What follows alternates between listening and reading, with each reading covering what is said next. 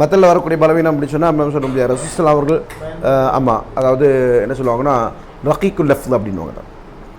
ஹதீஸ் கலையில் என்ன சொல்லுவாங்க, அதற்கு ரகீக்குல் லஃப்ஸ் அப்படின்னுவாங்க.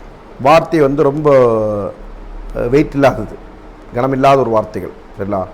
அப்படின்னா அந்த வார்த்தைகளை ரசூலுல்லாஹி அவர்கள் பயன்படுத்தக்கூடிய சொல்லாடல் அல்ல. ரசூலுல்லாஹுடைய சொல் வழக்கில் இல்லாத வார்த்தைகள். அதை யார் கண்டுபிடிக்க முடியும்? இப்போ நம்ம ஏற்கனவே சொன்ன நபர்களால் மட்டும்தான் கண்டுபிடிக்க முடியும். ரசூலுல்லாஹி அவர்கள் என்ன வழக்கை பயன்படுத்தினார்கள், அவங்களுடைய மொழி நடை என்ன, ரசூலுல்லாஹி அவர்கள் என்னென்ன வார்த்தைகள்லாம் பயன்படுத்தி இருக்கிறாங்க அப்படின்னா அந்த நுட்பங்களை அறிந்தவர்களால் மட்டும்தான் என்ன செய்ய முடியும், அந்த இதை கண்டுபிடிக்க முடியும். ஆமாம், மற்ற உள்ள குறையை கண்டுபிடிக்க முடியும். மௌதுவாத்துகளை பற்றி எழுதப்பட்ட புத்தகங்களே அது சொல்லப்பட்டிருக்கு வரும். அதாவது இப்போ டிஎன்டிஜி எடுத்து வைக்கக்கூடிய வாதம் என்று எடுத்து பார்த்தோம் ஆனால் அவங்க என்ன செய்கிறாங்க, ஹதீஸில் வந்து மத்தனில் வந்து அதாவது எல்லாரும் வந்து சனதை மட்டும் ஆராய்ந்து விட்டு போனாங்க, மத்தன் ஆராயலை. அது வந்து ஹதீஸ் கலையை பற்றி அறியாமையினால் ஏற்படக்கூடிய ஒரு வாதம். ஹதீஸ் கலையில் என்ன செய்யப்படும், சனதும் ஆராயப்படும், மத்தனும் ஆராயப்படும். அது ஹதீஸ் கலை, சரிங்களா? இப்போ நம்ம வந்து சஹியான ஹதீஸுடைய நிபந்தனைகள் என்று 5 சொல்கிறோம். இத்திசாலு சனத், அதாலத்து ருவாத், லபத்து ருவாத், அதமு ஷுதூத், அதமுல் இல்லா, அதமு ஷுதூத், சரிங்களா? இந்த அதமுல் இல்லா என்றால் என்ன? இல்லத்தில்லாததுன்னா என்ன அர்த்தம்? எதை குறிக்கிறது? அது அது மத்தனை குறிக்கிறது. இல்லத்து குறைபாடு இல்லாதது என்றால் அந்த ஹதீஸுடைய வாசகங்கள் குறைபாடற்றது, சரிங்களா? ஷாத்தா இல்லாததும் அப்படிதான். என்னது? மற்ற நம்பகமான அறிவிப்பாளர்களுடைய அறிவிப்பிற்கு இவருடைய அறிவிப்பு முரணா இல்லாமல் இருக்கணும். அப்போ வாசகம் தான், ரெண்டுமே அங்கே மத்தனை தான் குறிக்கும். இந்த 2 செய்தியும் எதை குறிக்கும்? ஹதீஸுடைய வாசகத்தை தான் குறிக்கும். இப்போ வாசகம் என்பது ஆராயப்படலையா அப்படின்னு கேட்டால் நிச்சயமாக ஆராயப்படும். அதனால தான் நான் சொன்னேன், எந்த அளவுக்கு இந்த கலையில் ஆராயப்பட்டிருக்கு அப்படின்னு சொன்னால், மௌதுவான ஹதீஸை ஹதீஸ் கலையில் நிபுணத்தை பெற்றிருக்கக்கூடிய அறிஞர் அவருக்கு அந்த வாசகம் கேட்கும்போதே அவரது மௌலுவ என்று கண்டுபிடித்துக் கொள்வார். அவர் சனதெல்லாம் ஆராய வேண்டியதில்லை. அதே மாதிரி நம்ம சொல்லியிருக்கிறோம், சனது ஆராய்ந்து கண்டுபிடிக்கக்கூடிய மௌதுவும் இருக்கிறது, சனது ஆராய்ந்தால் கண்டுபிடிக்கப்பட முடியாத மௌதுவும் இருக்குது. ஆனால் அதை யார் கண்டுபிடிச்சிருக்கிறாங்க? நுக்காதுல் ஹதீஸ், ஜஹாபிதத்துல் ஹதீஸ் அப்படின்ற அந்த கலையில் வந்து ஆழமான நிபுணத்தை பெற்றவர்கள் அதை கண்டறிந்து அதை தரம் பிரிச்சிருக்கிறாங்க.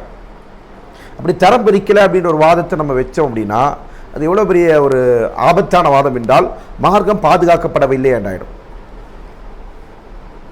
ரசூலுல்லாஹி அவர்கள் வந்து இந்த மார்க்கத்தை எடுத்துரைத்து முழுமைப்படுத்தி விட்டு 1400 ஆண்டுகள் கழித்து இப்போ தான் நான் என்ன செய்கிறேன், இதில் குறையுள்ள ஹதீஸ்களாக நான் கண்டறிகிறேன் அப்படின்னு சொன்னால் 1400 ஆண்டுகள் வாழ்ந்து சென்ற 14 தலைமுறை வாழ்ந்து சென்ற 14 நூற்றாண்டுகள் வாழ்ந்து சென்ற மக்களுடைய நிலை என்ன?